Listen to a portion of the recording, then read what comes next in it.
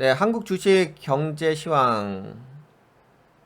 제가 폭락장 전망이라는 어떤 타이틀을 걸고서 주식 경제 시황을 보고 있는데, 네, 오늘도 같이 이야기해 볼게요. 이제 가계부채 이야기가 많이 나오고 있죠. 네, 가계부채 전세보증금 포함 시에 3천조 육박한다는 소식이 있습니다. 그래서 전 세계, 전 세계라기보다는 OECD에서 1위를 차지했습니다. 야, 드디어 1위네요, 1위. 경제에서 우리나라가 1위 한 거. 가계부채로서 네, OECD 1위인데. 부채율이 엄청 높습니다. 예.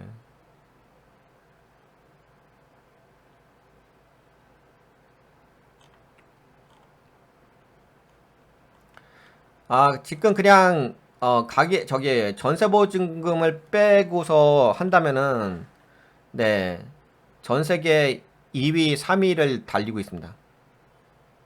그냥 가계 부채로만 본다면은 그러면 이제 주요 국가 중에서 2위 아니면 3위에요. 부채율로 봤을 때.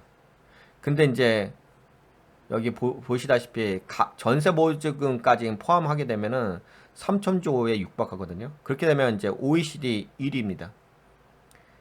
그러니까 주요국 중에서 1위인 거죠. 예, 부채 비율이.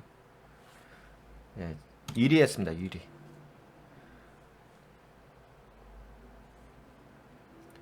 네, 가계부채 보게 되면 주요국 순위 중에서 주요국에서 순위로 따지게 되면 14위에서 3위로 올라섰어요. 와우, 우리가 올라섰네요. 14에서 3위로 가계부채 순위로. 예전에 우리나라 가계부채가 예전에는 우리나라 가계부채가 어떻게 됐냐.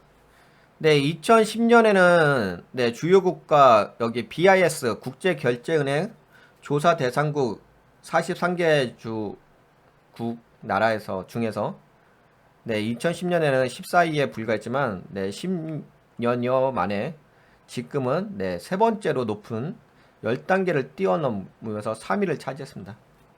가계부채 순위. 네, GDP 대비 가계부채 순위. 예, 예전에는 14위였는데 3위까지 뛰어 올랐었습니다. 와우, 대단한 나라입니다. 한국이라는 나라 대단하죠. GDP 대비 가계부채 비율 104.5%.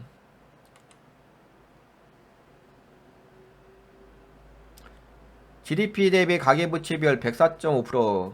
근데 이게 이 가계부채가 갑작스럽게 이렇게 증가한 이유가 특례 보금자리론 때문에 갑작스럽게 증가했다는 지적이 있습니다. 언론에.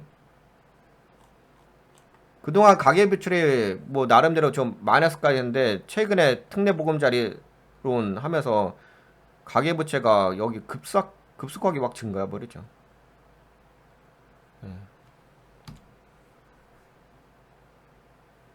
그러면서 우리가 전 세계 14위에서 있죠? 14위에서 3위까지 올라서는 기염을 통했습니다. 토했습니다. 3위까지 올랐어요. 예. 근데 부채가 많으면은 아무래도 그 빚을 갚아야 되잖아요. 빚을 갚아야 되게 되면은 어떻게 되죠? 그럼 소비 여력이 떨어지겠죠. 국민들의 소비 여력이. 그럼 국민들의 소비 여력이 떨어지게 되면은 생산도 많이 못 하겠죠. 기업에서. 기업 공장에서. 부채가 많아지게 되면. 그럼 당연히 부채가 많아지는 게 좋은 건 아니죠. 그걸 자랑스러워 할 건 아니에요. 14위에서 3위로 올라섰다고 이걸 자랑스럽게 이야기할 영역은 아닌데. 안타깝네. 이거라도 부채가 순위가 올랐다고 자랑스러워 할 건 아닌데. 한국경제 내간 K가계 빚 OECD 중에서 1위 차지했습니다. 돌아온 B2에 무겁게 불어넣었다. 아, 빚을 엄청나게 지고 있죠.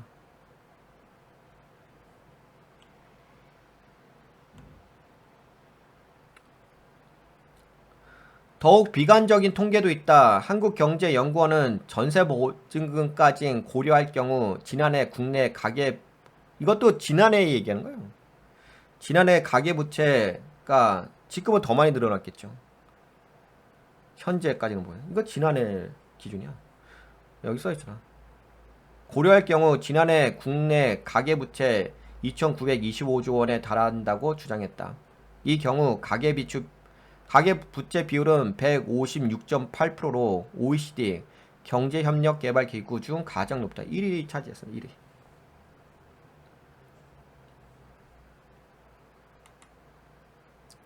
그리고 올해는 일본이 한국을 25년 만에 성장률에서 앞질 수가 있다는 전망이 나오고 있습니다. 25년 만에 일본이 우리나라를 경제 성장률 면에서 앞지른다는 전망이 나왔습니다.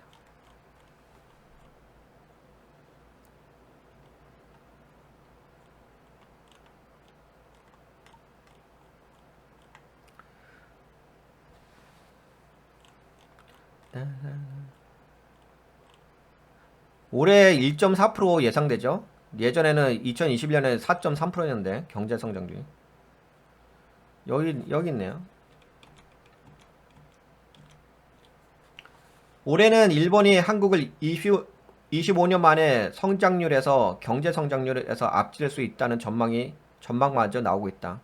한국은 올해 1분기와 2분기 4월에서 6월 성장률이 각각 0.3%, 0.6% 되는데 일본은 0.9%, 1.5%라고 합니다. 한국의 연간 성장률이 일본에 뒤진다면 이거 마이너스라고 하는 건가? 5.1% 뒷걸음쳤던 1998년 외환위기 이후 처음이라고 하네요. 네, 이거 보시면 뭐 우리나라 지금 경제가 매우 위험한 건 아시겠죠? 전세 보증금까지 포함하게 되면 3천조 육박하고 OECD 중에서 1위입니다. 가계부채. 그리고 14위에서 3위까지 뛰어 올랐고요. 네, 매우 지금 위험한 상황인 거죠. 네, 그렇습니다. 네, 그렇기 때문에 이런 것을 근거로 해서 제가 폭락장을 경제가 침체가 되면 우리나라는 연착륙이 아니라 경착륙이 될 수밖에 없는 상황에 놓여져 있는 거죠. 폭락장은 저는 1월달로 좀 보고 있는데.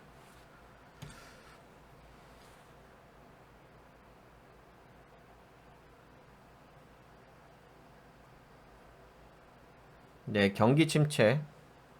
네, 무착륙, 연착륙, 경착륙. 지금 미국은 연착륙을 이야기하고 있고, 예, 우리나라는 경착륙이 될 가능성이 매우 높은 것 같아요. 네, 그러면 우리나라 경제에 대해서는 네, 여기까지 보시면 왜 폭락장이 나왔을 때 위험할 것인지에 대해서 함께 확인할 수 있었던 것 같아요. 네, 이 정도 좀 살펴볼게요. 네, 도움이 되셨다고 생각되신다면 네, 좋아요. 새로 오신 분들은 꾸덕꾸덕 한번 눌러주고